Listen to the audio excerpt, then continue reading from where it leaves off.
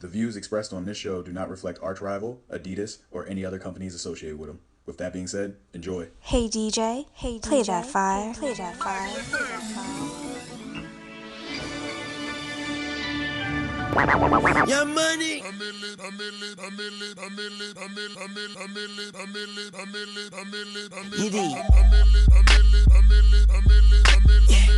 Mac, I'm gone now. Don't you compare me, cause there ain't nobody near me. They don't see me, but they hear me. They don't feel me, but they feel me. I'm ill at C3, 3P.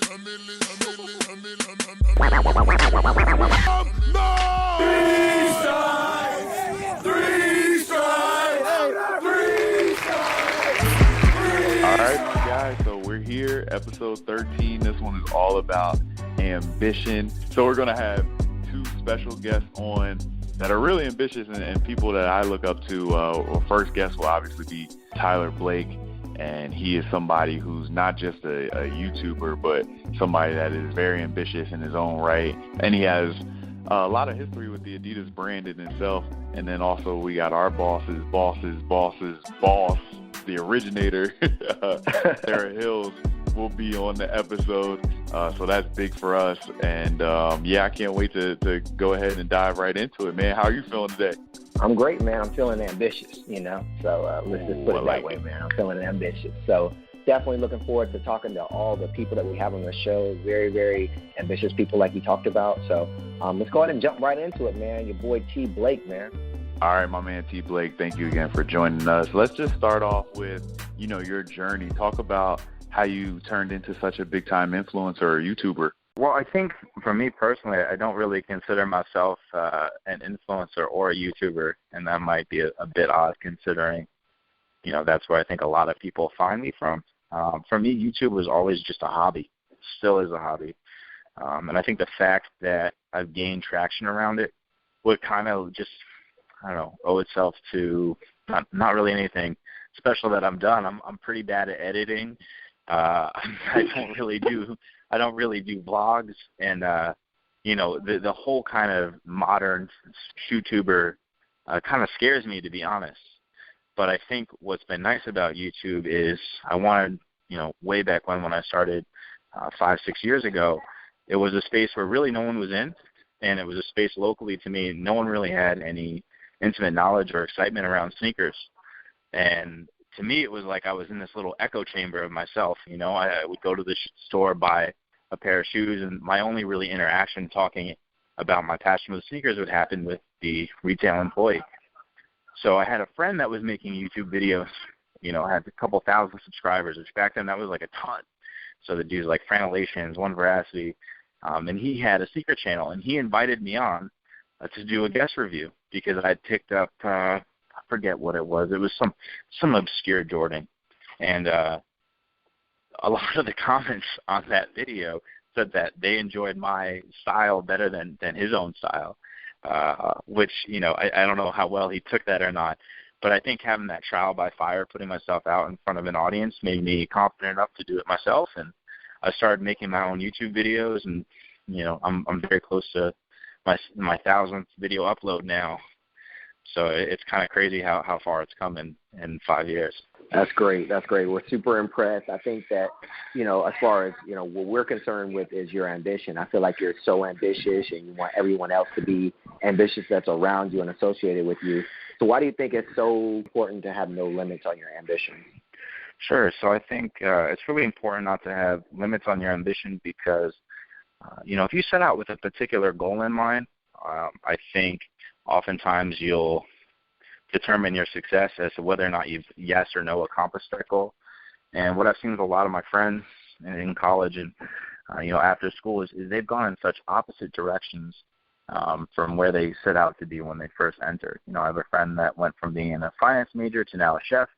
Another friend that was going to do marketing that's now just, strictly recording videos and helping out at BuzzFeed. And not only do they love what they do, but I think that they didn't bottleneck their ambitions just towards one path.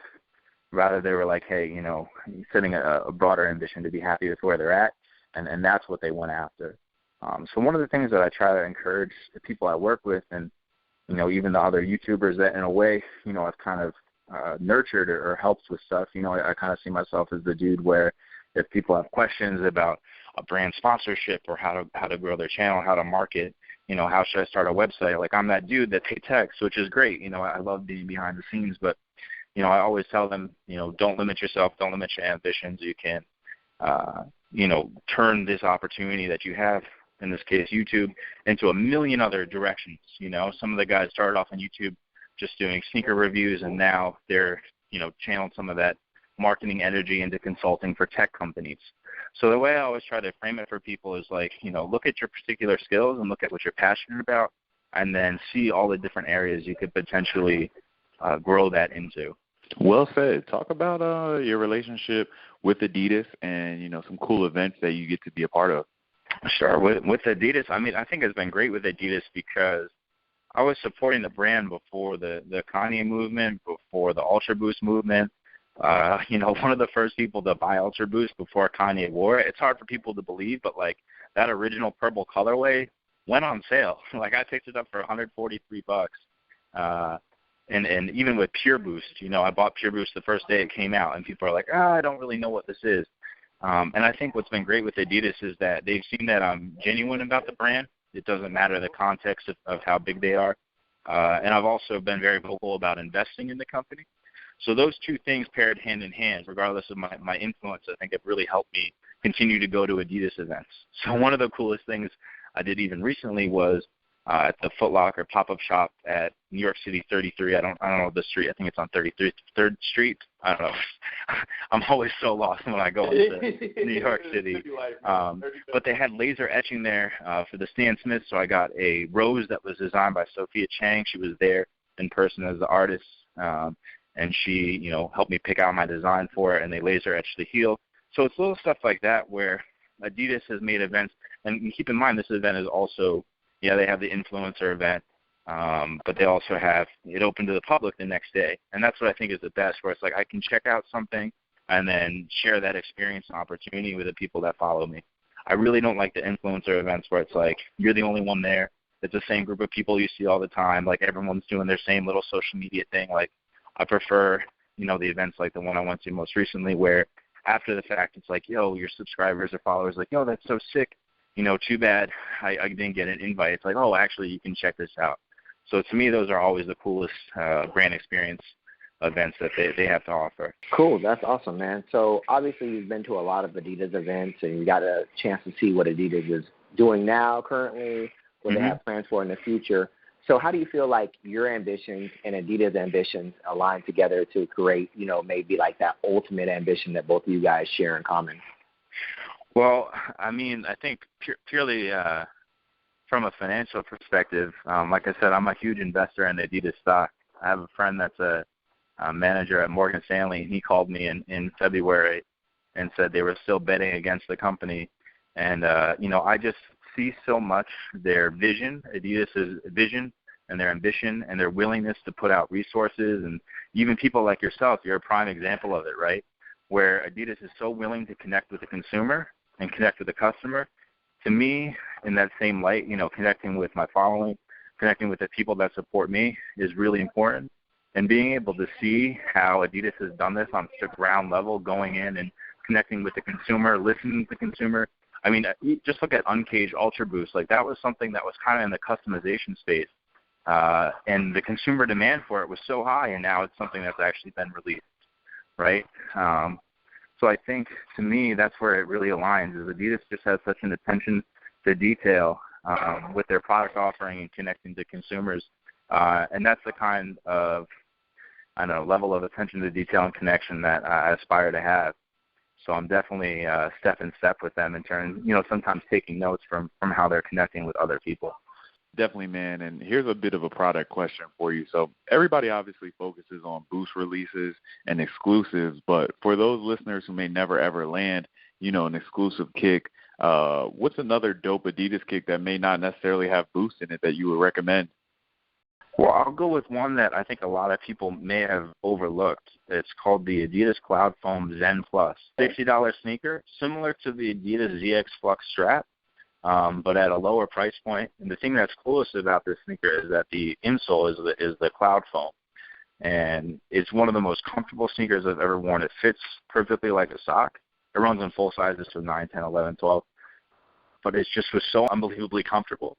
And the price point was crazy. When I got it in, I was expecting something to be, pretty shoddily made or, not comfortable. But it really is one of my favorite sneakers. And like I said, it's not limited. Kanye didn't wear it. It's a general release. You could probably find it at your local Dick's or somewhere else or Amazon. And I love that sneaker. I think it's great. One of my favorites for the year. I like cloud foam myself, so I completely understand. Yeah, I mean, people were knocking it because they came out with that Complex shared the image of like the discount Ultra Boost because it looked a little goofy. It looked like the similar silhouette, but this one reminds me a lot of like Adidas Y3 aesthetic with a really, really good price point. So I think that's one of my favorite drops of this year. Well, I know you're so ambitious and you have like so many goals. You're just straight goal setting all the time. But is there a person? Yeah, it's all good, man. I try to do the same thing. So if there's an influencer or an athlete within the Adidas brand that you want to meet or connect with that you feel like would be, obviously someone to be great around and, someone that you want to connect with? Well, the person that I look up to most at Adidas right now is John Wexler, and every time I have an opportunity to connect with him, I do. He's just such a great guy, and he's been in the industry for a long time. He's someone that was at Adidas, left Adidas, came back, and has come back and just really helped shape the brand. And I know, from talking to people that have been with Adidas in the past, there's a huge gap between the German office and the American office. And I look at John as someone that's really helped bridge that gap and get Adidas aligned with the United States market. Because I think for too long it was the Achilles heel of Adidas was they were treating the USA market the same way, top-down direction from Germany. And John's someone where at the influencer level, being responsible for signing Pharrell, Kanye West, and his office, is right smack in the middle of the Adidas Originals creative space too. So you can only imagine the kind of influence he has on some of the designs or the feedback that he's giving on a day-to-day basis. But John's just such a humble guy, and I'm so happy that he makes the time for me when I do visit Portland. And I know you guys said someone maybe that I haven't met yet, but he's really the only person that I genuinely get upset if I couldn't stay connected with him when I went to visit Portland. So I just think he's a shining example of someone that I would aspire to be, not only from a leadership perspective, but also from, and I know leadership and management go hand in hand, but the way that he directs, I think, is really great. And the fact that he's able to do such great stakeholder management with someone like Kanye West, who can be quite demanding, I just really appreciate the way that he holds himself. I think he's great. I know me and Jonathan for sure, like, we idolize that man, and we haven't even got a chance to meet him yet. So again, shout outs to Wex and yeah. Well, he's so down to earth. I mean, when I have conversations with him, they're just real conversations, and doesn't even have. I mean, here's a guy that when I was a year out from college, we sat down and had a hamburger and a beer, and we're talking about my goals for my future and how difficult it is, balancing your ambitions with a personal relationship and a girlfriend. And he's given me, better advice than my dad would have, and it's just that kind of level where this guy has such high emotional intelligence. I just can't say enough good things about him. He's a really good dude. Man. So, okay, we gotta jump into that conversation a little bit. So tell us, before you plug the social media and before you tell everybody where they can follow you at, definitely, like, what are some of the goals for you and your ambitions for the future? Sure. I mean, you know what? The craziest thing is they're not even necessarily sneaker related. My biggest goal right now is to employ people. I've been very fortunate that I've been able to make a living wage and doing what I love, and I get so many emails. The most common email I get is from kids that are passionate about something, and they don't really know how to turn that passion into a profit. So recently I've been doing a lot more talks. I've been touring different schools in the Boston area, talking about entrepreneurship and some ways to look at business differently. And I think what's happening in the economy currently is we're seeing traditional jobs kind of fall apart. Not 100%, but you see a lot more people that, they have a 9-to-5, but they're also doing something else on the side. And that something else on the side is what I'm most interested in, because for me, a lot of stuff that I did on the side, I've now turned into full-time. So encouraging people to see their passion, their side project in a different light and scale it up so it can eventually become their living wage is what I'm most excited about. So, for me, my goal is by the end of the year is I just put out a hiring form. Got like almost 150 applications. I had to limit it just to Massachusetts. So 150 Mass kids hit me up. So I'm trying to work with them to take that entrepreneurial spirit and help them make some money and learn some tangible business skills. I'm not going to say quite yet what the idea is, but it's something that I'm very excited about. So that's my biggest ambition is to kind of share the knowledge, be in a position where I can teach and, relative to influencer, actually influence kids in a positive way as opposed to have the focus just be on myself, influence them to follow me. Because at the end of the day, I really don't care about that. I'm very fortunate and happy to have a following, but for me personally, I'm just at the point where I'm ready to work with other people and have them get their own following, For sure, man, and well said. I mean, such an articulate and a great thinker. We just appreciate you even taking time out to be on the show, T.Blake. Honestly, man, you killed it, bro. I mean, hey, I also talk to myself in front of the camera for a couple hours when I record videos. So I usually I try to be as articulate as I can. But that's seriously, and that's genuinely how I feel too right now. So. Yeah, that's awesome, bro. I love that. And once you are ready to go ahead and broadcast that new project and talk about those things, don't be shy, man. You are family to us. You know what I mean? Make sure you hit us up. Even if we just got to post it, we'll repost 100%. It. You know what I mean? And it's not even anything secret. It's just, for me, one of the biggest things I've learned is I never want to, like famous saying, don't count your chickens before your eggs hatch. I just want to make sure everything's lined up before I announce it, Definitely. I'm Man, excited. tell everybody before we get you off, tell everybody where they can follow you at on Instagram. Sure. YouTube channel. Yeah, I mean, I would send most people just to my Twitter. It's public profile, and that has my my website and my Instagram and also my email. So if you guys have questions, feel free to email me. But that's just twitter.com/therealTBlake. And if you Google T.Blake, that should be the first couple of things that come up. So it used to be a country singer came up, but I buried him in search engine optimization rankings a long time ago. So T.Blake, the country singer, I'm mad sorry, but you guys are going to have to go to page 2 or 3 to find him. That's what's up. Well, T.Blake, man, we appreciate your time. I know it's very, very valuable.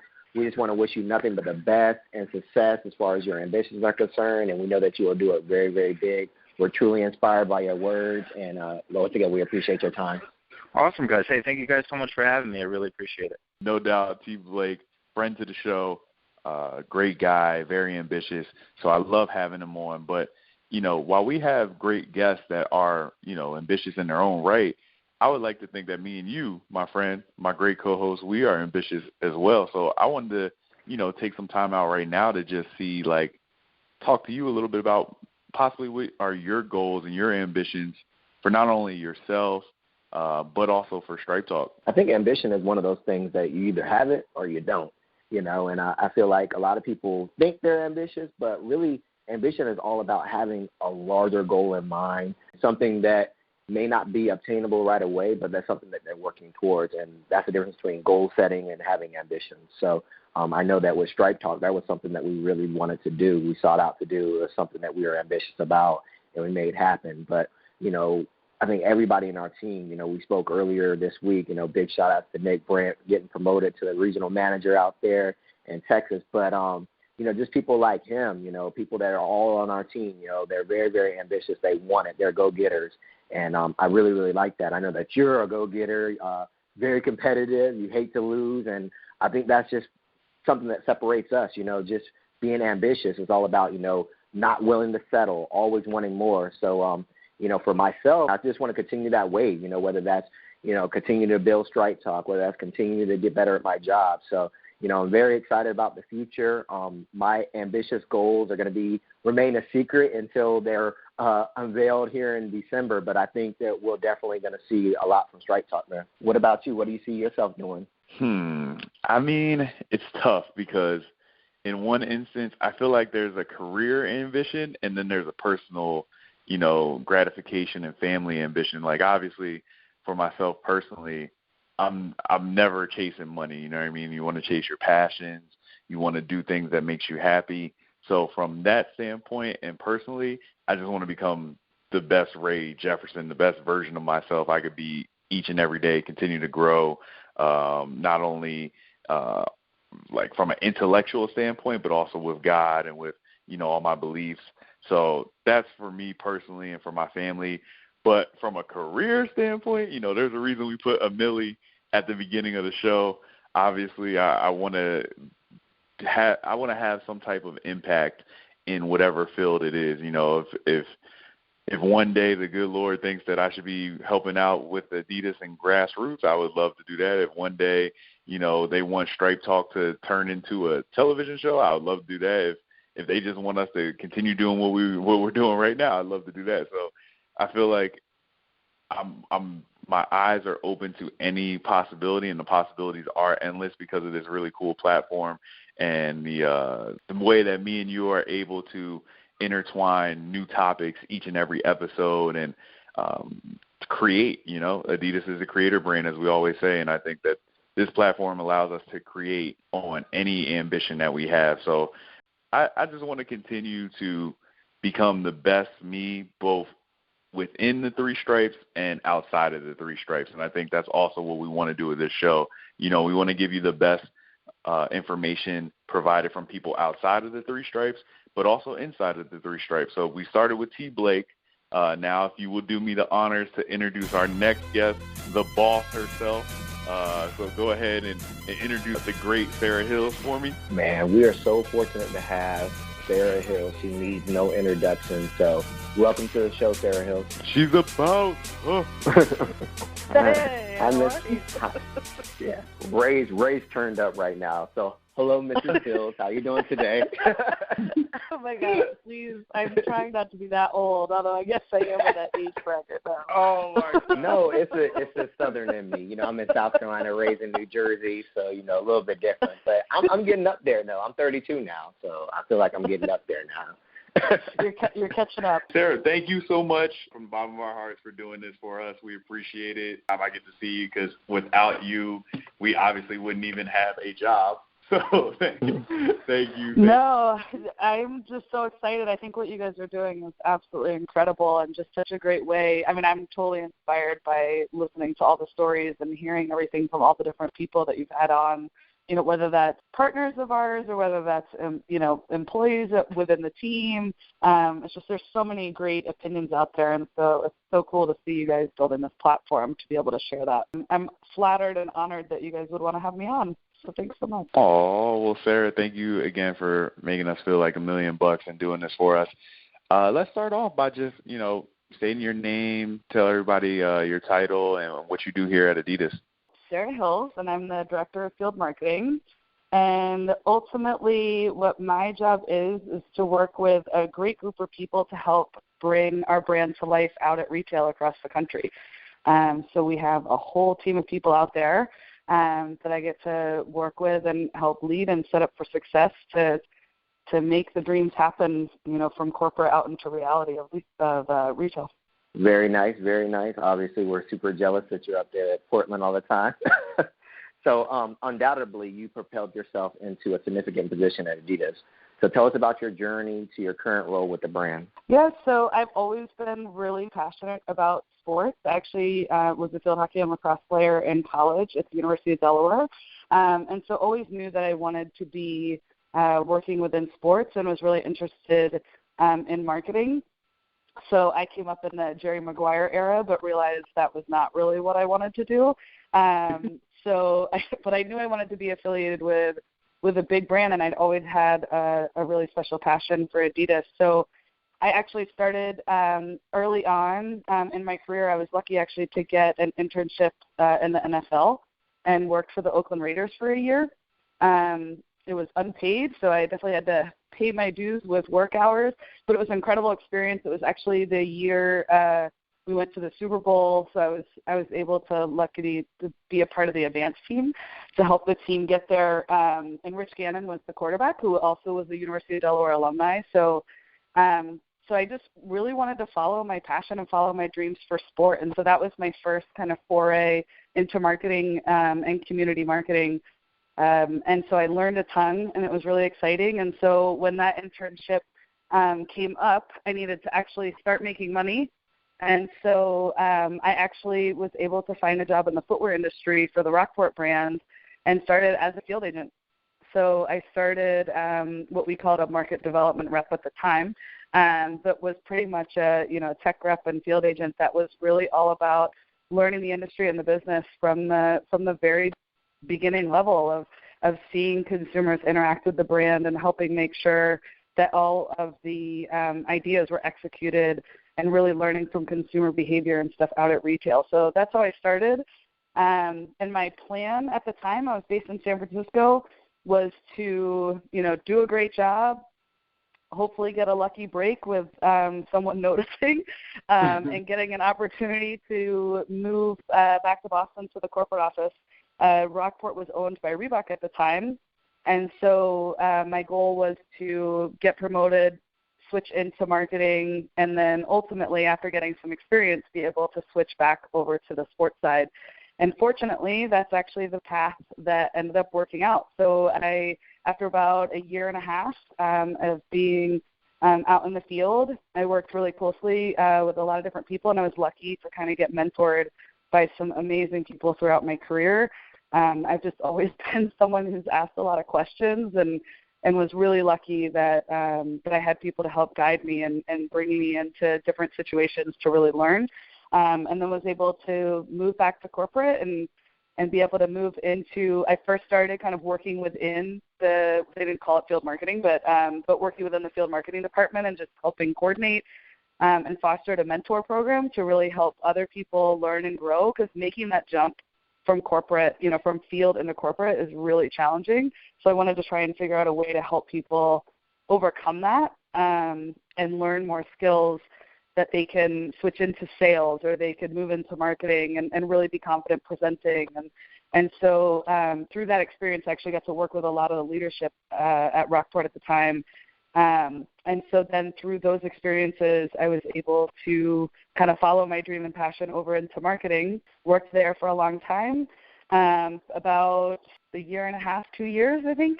And then ultimately at the time when I first started, I had a really small piece of the business. And by the time I left the Rockport brand, I was managing quite a bit of the business from a marketing standpoint. And so I got to learn a ton. It's a smaller company, and so you get to kind of work on a lot of different things, from event marketing to retail, in-store graphics and signage, to catalog marketing and imagery and, briefing agencies and briefing our design team. So got a chance to really kind of work on it and learn a lot about marketing and have my hands in a lot of different businesses, through the Macy's channel and Dillard's and Nordstrom, because that's really where kind of Rockport was distributed. Those were the big channels at the time. So it was really fun, got to learn a ton. And then the opportunity came up, during that time, the acquisition with adidas happened with Reebok. And so I was really fortunate and was so excited about that change, because I had always wanted to be on the adidas brand. And so having that opportunity, I actually applied and was the first person to move from Rockport into adidas. So there was a lot of people that had gone after the acquisition from adidas into Reebok and into other parts of the company, but I was the first one to kind of make the jump back over. So it's kind of the HR conundrum of what all those policies and stuff meant, but had the opportunity to switch to the adidas brand. And then I worked in account marketing on the Foot Locker Inc. business for 3 years, learned a ton, then switched over into sporting goods, and then as a senior manager, and then ultimately a couple years later, was able to move into the head of sporting goods for account marketing. And then it was during that time that we launched this program. And then now, after some other changes, I officially got out of the account marketing world and over to field marketing, and that's where I am today. Wow. So I clearly am old. I've been around a long time. Stop. So, but it's been cool. I've worked across a lot of different channels and, been able to make TV commercials and been able to, do all different types of marketing that really highly focused, in retail and helping our brands succeed, at retail. So it's been a cool journey. That has been. That sounds epic. I feel like we should make a movie out of the Sara Hills journey just off of. Well, it would be a lot of moving. I've moved a lot. Just like you ask a lot of questions, I think that's something that me and Jonathan have in common. We love asking questions. Before we even continue, I have a very important question. So that means you're a Raiders fan after all that? Absolutely. Absolutely. I will always have a special place in my heart for the Raiders, but unfortunately, since that grand year I was there and went to the Super Bowl, it has not, their performance hasn't been as strong since then, which is unfortunate, but we'll always be a fan. Everything comes full circle because they're killing it now. So I'll jump back into the interview questions for you. With so many different aspects of your position, it's hard to really select, what your favorite part of your position is. So what aspect in your current role gets you up each day and keeps you motivated? Honestly, I would say the people. I always thought originally that I wanted to be a teacher or a coach. I actually spent a year after college teaching 3rd and 4th grade and coaching middle school lacrosse and high school field hockey, and it was a great experience, and I've always loved learning myself, and I've always loved to be a part of helping other people learn and achieve their goals. And so, that's something that I still really get to do in this role, and I think that's the part that makes me the most excited, whether it's, talking to people in the field or whether that's, working closely with my team. I'm constantly learning from them and hopefully helping support them. And I think, my proudest moments kind of through the years has been seeing people that I've managed kind of grow and progress in their careers. And I still stay really close with a lot of people, and I still get to hear a lot of their success stories and their new adventures, and they've started to spread all across the company. And so that's definitely the thing that gets me the most excited and inspired about what I'm able to do every day. Oh, man, it's like so much information, so it's trying to feed through everything. Yeah, I'm just astonished by your journey with the company. Adidas has been an ambitious brand, and now more than ever, consumers are seeing this. In your opinion, why are more people giving Adidas a second chance that they may not have a few years ago? I would say, consumers today just always want something new and different. We're constantly bombarded with new information and new ideas and new products and new technologies. And I think, first and foremost, I think the Adidas brand is doing a great job delivering on that and really listening to consumers, as well as being ahead of what consumers want and giving them new things all the time. And I think Boost technology is one great example, but then you see how it's executed across so many different products now and how it's constantly kept fresh, I think is really exciting. And I think the other piece to it, too, is that it's the first time since I've been with the company that I feel like we're really, obviously it's product-led and we have to deliver amazing products, but I think the marketing stories that we're telling right now are phenomenal. The global brand team and the U.S. brand team, I think, are doing a great job connecting with consumers and really talking about what we stand for and how that's different than anybody else that's out there, and how that really is, again, coming from consumer insights. And I think that's a really powerful message to have, amazing product and amazing messaging. And then I think, our field team is a huge piece of that too. I think we help pull that all together, because you can have these great ideas and put these big messages out there, but if you don't have that, kind of connection at the ground level and that strong execution of what we really look like at retail, I think that's the piece that helps kind of pull it all together. So I think it's the first time kind of everything's really, really hitting on all cylinders. It's exciting. It's awesome now having that confidence to walk into a mall account or a sporting goods account and know that we have the best product that's on the shelf that's in there. And if we don't, it's because it's sold out. That's such an amazing feeling, and the field team plays a huge role in that. So talk about this amazing field team that you put together and how important they are to Adidas. I think it's a huge piece of the success.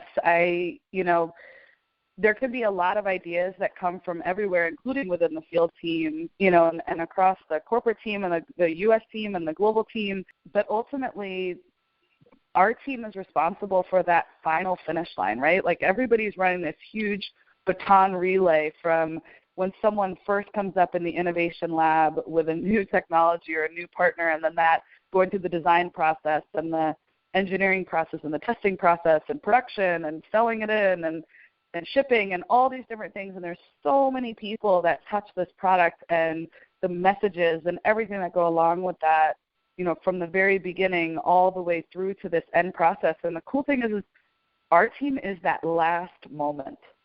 Like we are that final step between all these different pieces that everybody at the company has put together into the consumer's hands. And I think that is such a powerful thing for our team to be a part of and to be so close to the adidas brand and to be able to have, you know, as much engagement and as much passion within the field team and to be able to bring that out to the consumer, you know, at the retail level of when that box literally leaves our hands and is into the consumer's hands, I just think is such a powerful thing to be a part of. And I think that really is the magic of the field team, is that we create an unbelievable experience, and that has to do with how associates know about our products. That has to do with what we look like, right? Like you want to make sure that there's a great first impression. So every time you walk in, if our brand is looking great, like that creates an impact. So whether our person is there or not, they're still leaving a lasting mark on that experience. Same with the associate interaction. And then even better is when the team is actually there and present and having those moments with consumers directly to kind of help them, you know, pull that product off the wall and get it into their hands and get them to try it for that first experience. And to kind of have that interaction, you know, I think is just such a powerful and special thing. So that's what gets me so excited, and I think just really drives the strength and power of our team out in the marketplace. Definitely. It's an amazing team. I was just talking to Ray the other day about how I first sat down and spoke to you. I was having breakfast with Orain from the Maryland area, and you were like running late, trying to go around and do various things, and you just sat down at my table, and you were like, "Oh, I'm gonna eat right here," and just started talking about how I used to live in Portland, and you're just so down to earth.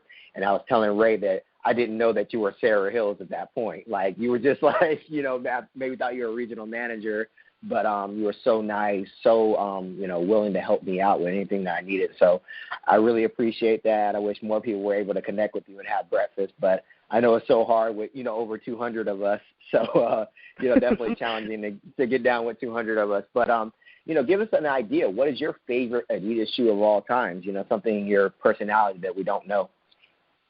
So I would say, you know, there's kind of the classic, you know, I love Boost and anything in it. So yes, check. But I would say the things that the two shoes are the two areas of product that I really love is I love classic running shoes. So I just think they look cool and are comfortable and are casual, and I think, you know, could just go with everything. You know, I was one of those people that when I would go out in college, like as fancy as I looked, I still had running shoes on. This was not the trend back then, but so that was definitely classic running, and I'd say the Rising Star is kind of an example of what that looks like. But I'm kind of a sucker for classic running across the the brand. And then from an original standpoint, I am a Rod Laver girl. You know, that is my favorite icon shoe that we have. So I think those are kind of from the more casual to the athletic, still inspired look. Those are definitely the areas that make me the most happy.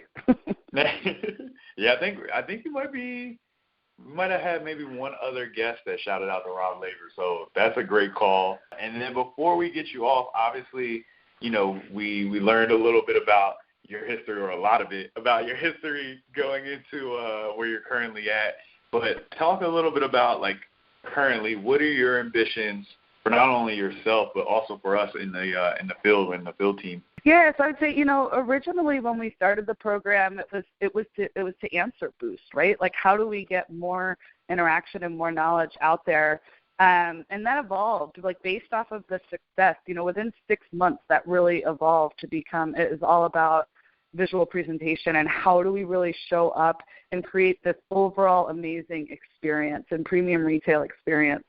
So I think that's the part that gets me really excited. I think we've made huge strides to really do a great job, and I think we're educating really well. I think we're building unbelievable advocacy on the ground with the team. I think those are our biggest areas of strength, and I think, visual presentation is kind of that next frontier, and I think we're doing a ton of work around that to give everybody the tools to succeed, and I'm seeing so many great examples of where we're doing well, and I always get so excited when I see the sketches posted on Playbook and different things where everybody's posting their pictures and talking about what's going through reporting that the regional managers are sharing up, as well as on the discussion boards. And so I think that's an area that I think we can continue to kind of grow and evolve and get stronger and stronger at.